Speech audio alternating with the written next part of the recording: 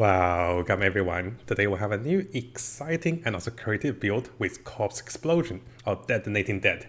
So looking behind me, this is gonna be a massive 260 million HP pinnacle boss, and let's have a look at the combo, and there we go, one-shotted. So yes, very rare can you see a combo that can one-shot the boss, and let's just have a look at it again. Look at those massive amount of minions that can one-shot the boss by turning into Detonating Dead. How does the build work is that we will be sacrificing the minions into Detonating Dead corpses, which allows us to sacrifice our minions as if they are corpses. We'll be stacking massive amount of HP to minions together with higher level skeleton warriors, which can be sacrificed multiple times. There's also increased area of effect, and we can also detonate no more corpses, which allows us to constantly have massive radius of explosion and also one-shot pretty much everything on the map. There will be a mapping setup, and there will be also a bossing setup, which allows you to do millions and also hundreds of millions of damage with this massive explosion. You can see the radius of the explosion, and yes, we do have Grim Fist to have over 10,000 energy shield and also with tons of more critical and also critical damage.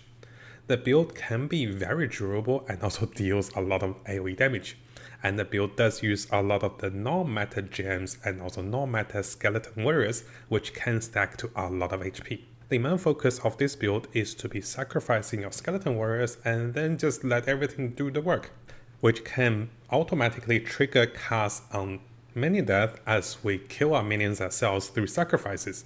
So not only can you manually trigger cast on Detonating Dead, you can also automatically trigger this one with trigger gems.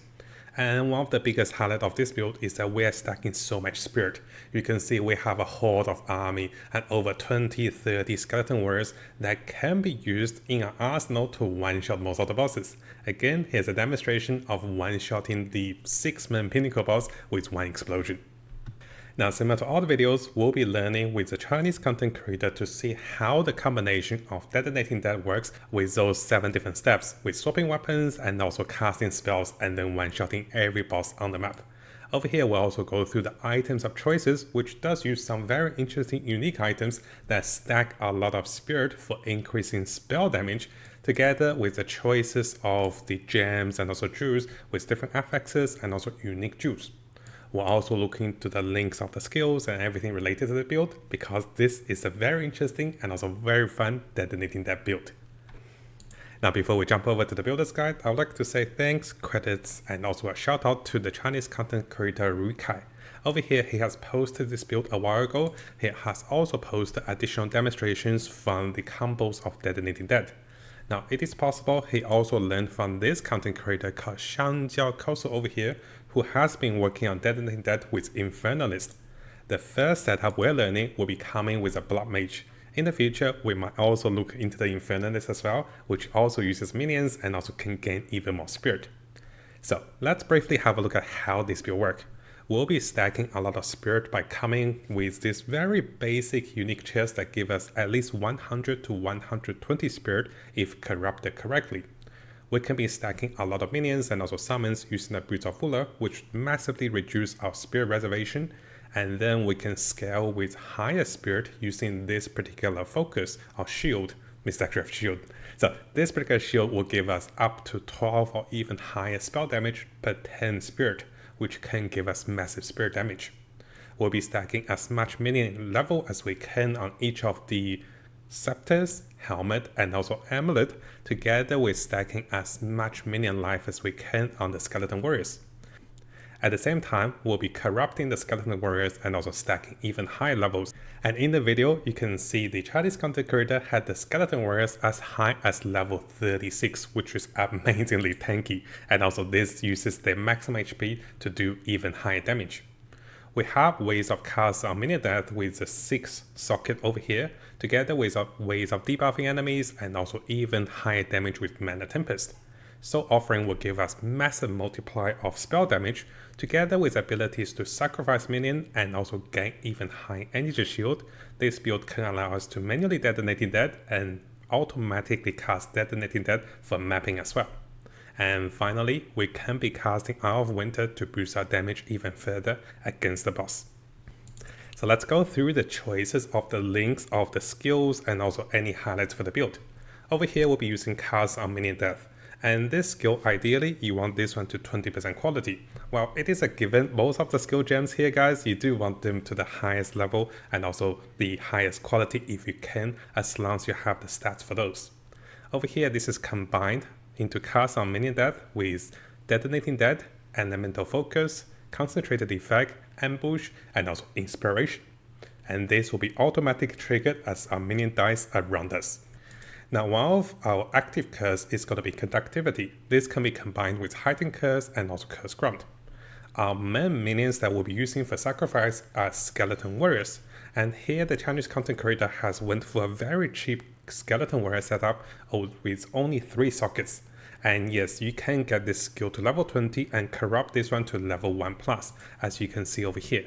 It is level 36 simply because coming from the corruption, coming from the global modifiers, and also from the supporting gems. This particular Skeleton Warrior is not coming from the weapon. Keep that in mind. This is the gem, skill gem. And this is combined with Physical Mastery, Minion Mastery, and also Mid Shield for the highest minion health. We want higher minion health, and this will translate into a bigger nuclear explosion. Mana Tempest can be cast before we fight the boss for even higher damage. This is linked with Lightning Mastery and also Premeditation. Soul Offering is one of the strongest buffs we can have for the minions or for the summoner. Over here, Soul Offering will give us great amount of boost of spell damage, which is multiplicative with more spell damage. This is combined with Obligation, Dance Macabre, and also Persistence for longer effect. Having Grim Fist pretty much doubles our energy shield while mapping, and having Sacrifice is essential. One of the reasons we use Sacrifice is now that we can be sacrificing minions and instead of using corpses. This allows us to kill the minions we have with massive amount of HP for increasing damage, manually detonating them, and as we kill those minions, this will in return triggers more energy for minion cast on death and then automatic cast Detonating Dead as we use those spells. So in this sense, having the 60 spirit reserve for sacrifice is essential.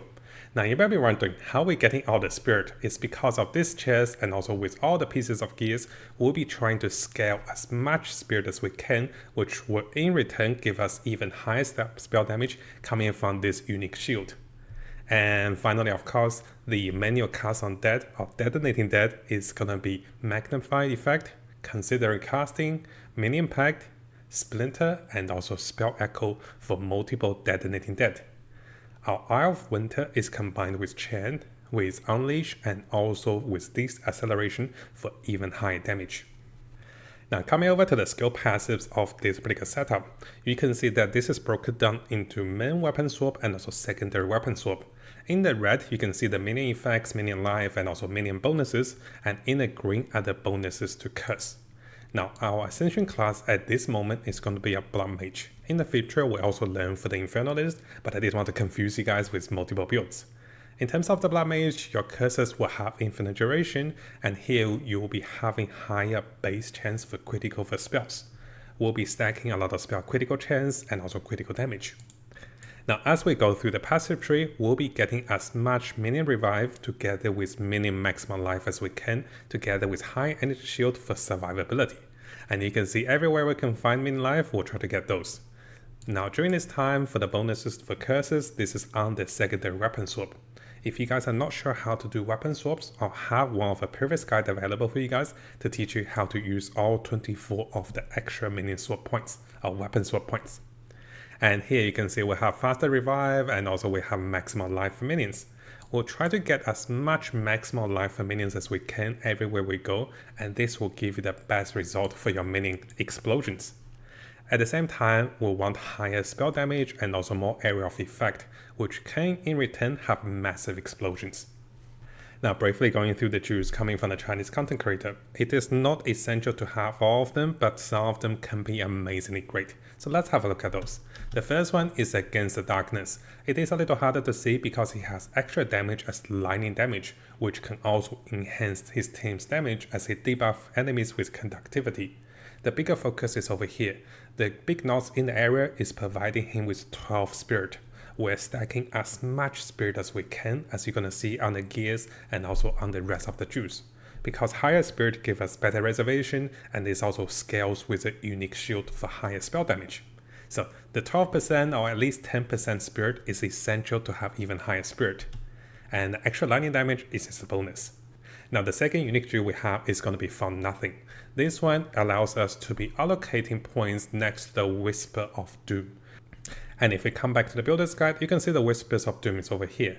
And the points will be allocating at the power of Conduction over here, and also the Electric Amplification over here. So yes, the build does allow for even higher lightning damage. This is not a must-have, but this does help with even higher damage. And at the same point, we can also allocate over here for even higher spell critical chance. So this way we can save a number of nodes by using the From Nothing jewel starting with Whisper of Doom, getting those 3 points over here for even higher damage. Now in terms of the rare jewels of choices, one of the biggest focus for this is to provide us with even higher minion health.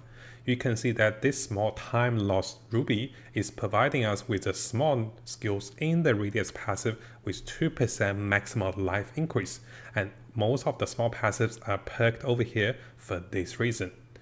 We can have also greater effect of the small nodes in the radius for even higher life. So stacking maximum minion life is preferable on any of the jewels you can find.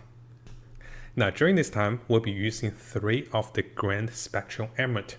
This particular unique jewel will provide you with 2% spirit increase per socketing of those unique jewels, and if you use 3 of them, all 3 of them will give you 6%, adding up to 18% increase of the spirit you have, and this is another way of boosting for more spirit, as you guys can see over here. And finally, the unique jewel of choice is going to be Prison of Disbelief.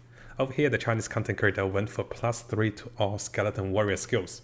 Usually those jewels are very expensive, but because not many people are playing Skeleton Warriors, it is much cheaper compared to Skeleton Snipers, Artisans, or Mages with a +3 over here for massive health increase. Now briefly going through the items of choice, you can see there's actually a bossing NUKE setup, and there's also a mapping setup with boots with great mobility and also reduces to debuffs and also slows that can potentially make you a little slower during mapping.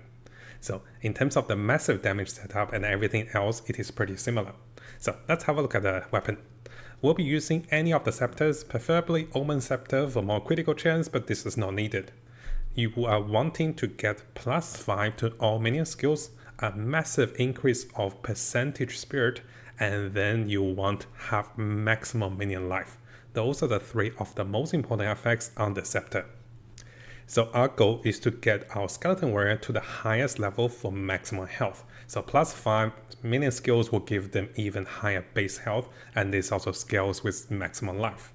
This is also the case for the Tiara and also for the Amulet. We want +2 minion skills over here. We also want +3 minion skills over here. During this time, you can also see we have increased critical chance, we have resistance, and also bonus energy shield is preferable. And similarly over here, we have increase in spirit with Solar Amulet, even higher spirit, and also increased critical damage or critical chances, and also increasing other stats. In terms of the chest piece, we are going with this unique chest piece with Enfolding Dawn. Preferably, you want to get this chest piece to be corrupted with more sockets or corrupted with over 100 spirit. And if we come over to the video, you can see our content creator over here have this chest piece corrupted to 112 spirit. It is actually easier if I come over to his items over here, as you can see over here. Now in terms of the rings, we're using Bridge rings with additional maximum mana, additional elemental resistance, and also additional all resistance. It is not that much needed. And in terms of the gloves, we're getting critical damage bonus, additional resistance, additional mana, and any bonus damage, and also elemental energy shield can be preferable. We are using the Ingenuity build, and this will amplify the resistance and also stats coming from the rings. And you can see the second ring, we have increased maximum life, massive increased rarity, casting speed, and also intelligence. Now in terms of the Boots of Ruler, you can see this boots is also corrupted for 23% reserve of minion reserve. So what that means is this unique boost comes naturally with 20%. You can corrupt this one to 21 to 23% minion reserve, which means you have more minions to be summoned. And this is one of the highlights for this build, to have the stronger corrupted unique items, but it's not a must-have. And of course, this is the same case for the shield over here. You can see normally for the shield, you can have about 12% increased spell damage per 10 spirit. And this shield is corrupted for 15% over here.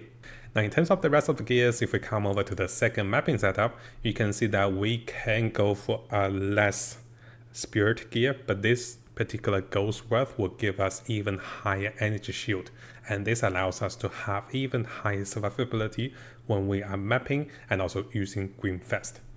Now, the boots of ruler can be a little slow, so while mapping you don't need that many skeleton minions, so you can afford or look for boots with about 25 to 35% bonus movement speed, some great resistance, some energy shield for more survivability.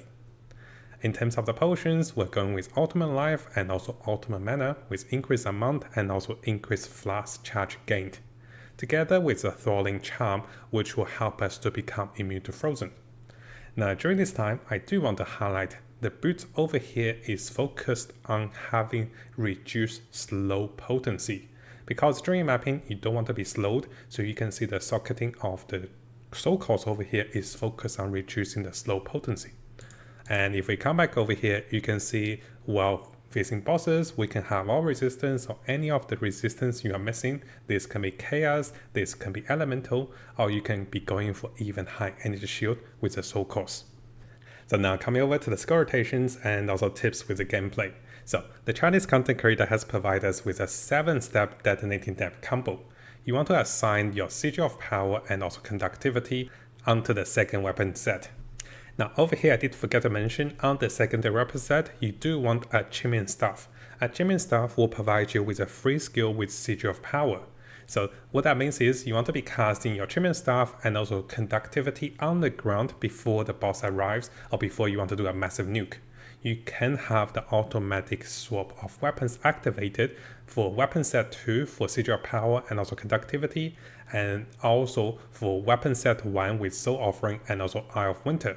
So once you cast Soul Offering and also Eye of Winter as the boss appears, you then cast Mana Tempest and then Detonating Death. This will allow you to one-shot pretty much everything on the map. So let's briefly have a look at these rotations in action. Notice all the spells are casted, and then he will be sacrificing his minions right before the fight. And then right before the boss hits the ground, he will be using his Soul Offering to do the rituals, and then you can see the cast of Eye of Winter followed by Detonating Death. So this is a combo to deal the highest damage against the boss. It does take a little practice to get used to it, and yes, if you crit and if you don't crit will make a massive difference between the damage you deal. So this is why having the Blood Mage will give you even higher critical chance is also preferable for the highest damage. In terms of mapping, it is much more straightforward.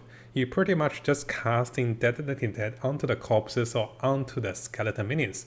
Because you have a lot of skeleton minions and reviving constantly, you also automatically trigger cast on minion death as you manually sacrifice your minions. Most of the time, sacrificing 1 or 2 minions will wipe pretty much everything on the map with an increase of radius. So notice that stacking radius increase is quite important. Sometimes you don't want to be tanking monsters direct on, you want to use your skeleton warriors as a tank because they also have mid shield, which will attract more enemies towards them. And that's pretty much for the rotation. The build is quite mobile, it is not going to be infinite blinking, but the build has great survivability, great damage, and also the potential to be one-shotting most things in the map. So let's have a look at the combo again. Pretty much you have tons of skeleton minions, and over here we have a boss with over 260 minion HP, and it gets one-shotted, and you can see all the skeleton warriors becomes bomb the moment they hit the boss. So this combination is very satisfying and also deals a lot of damage in one shot, which is quite cool. Now hopefully you guys found today's video helpful. Again, a big thank you to everyone on YouTube, especially our supporters, and also those of you guys who's been supporting me on Patreon as well. And we do have a new feature on the Mattjestic YouTube channel. If you click onto this, you can become a member. Yes, I've added this just recently, and this will allow you to have early access to videos that is posted a few hours or even half a day earlier if you want to watch those videos a little early. But yes, this will cost money. So please be aware the membership will cost money. And if you do want to watch videos normally, those videos will still be available after 6 to 12 hours, normally on the time we post those videos. And I'll be aiming to post at least one Path of Exile video a day, and this will be including guides, tips, news update, and also the latest tricks that is discovered on both the English and also Chinese community to keep you guys updated. And if you like those videos, make sure you leave a nice comment and also leave a like for those videos. Now, before we finish, if you guys haven't subscribed, this is a really good time to do so because I'll be looking into the latest Path of Exile 2 news on different communities and also on our official forum, official webpage. I'll also be looking into the best build for each of the class as the meta develops with the Chinese and also the English community. So stay tuned for the latest update and also guides for Path of Exile 2. And of course, this is gonna be a big month for us. And I'll try to bring you guys all of the latest content and also guides for Path of Exile 2 to come.